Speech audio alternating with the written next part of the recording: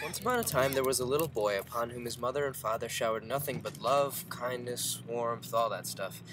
He had his own little room in a big house in the middle of a pretty forest. He wanted for nothing. All the toys in the world were his. All the paints, all the books, paper, pens.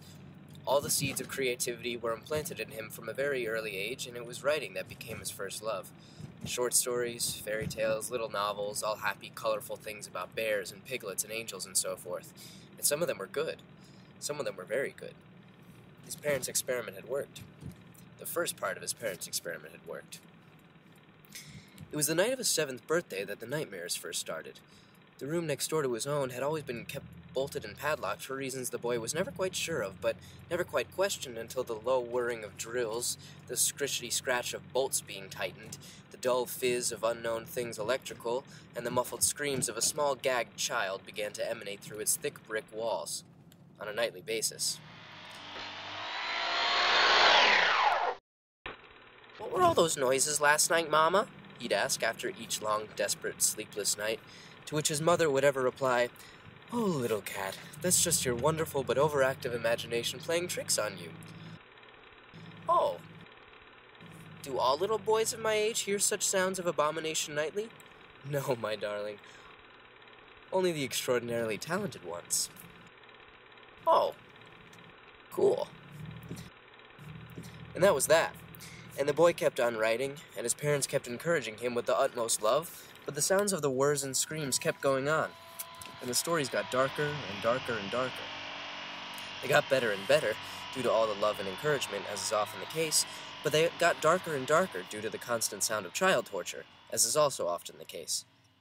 It was on the day of his 14th birthday, a day he was waiting to hear the results of a story competition he was shortlisted for, that a note slipped out from under the door of the locked room.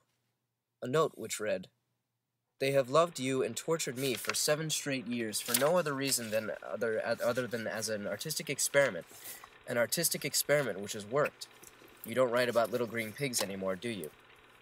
The note was signed "Your Brother," and the note was written in blood.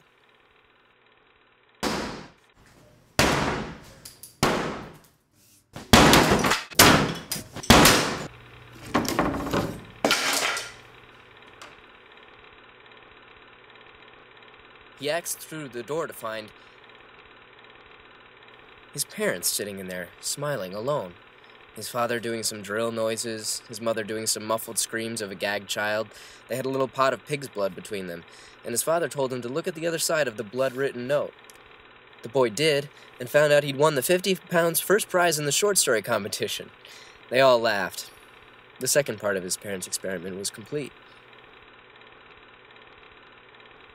They moved soon after that, and though the nightmare sounds had ended, his story stayed strange and twisted but good, and he was able to thank his parents for the weirdness they'd put him through. And years later, on the day that his first book was published, he decided to revisit his childhood home for the first time since he'd left. He idled around his old bedroom, and all the toys and paints still littered around there.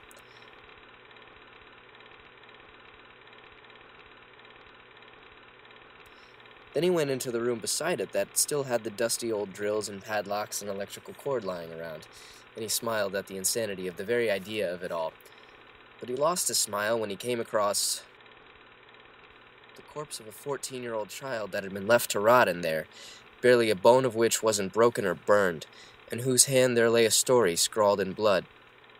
And the boy read that story, a story that could only have been written under the most sickening of circumstances, and it was the sweetest, gentlest thing he'd ever come across.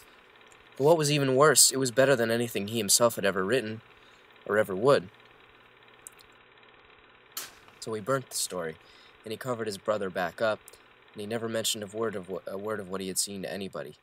Not to his parents, not to his publishers, not to anybody. The final part of his parents' experiment was over.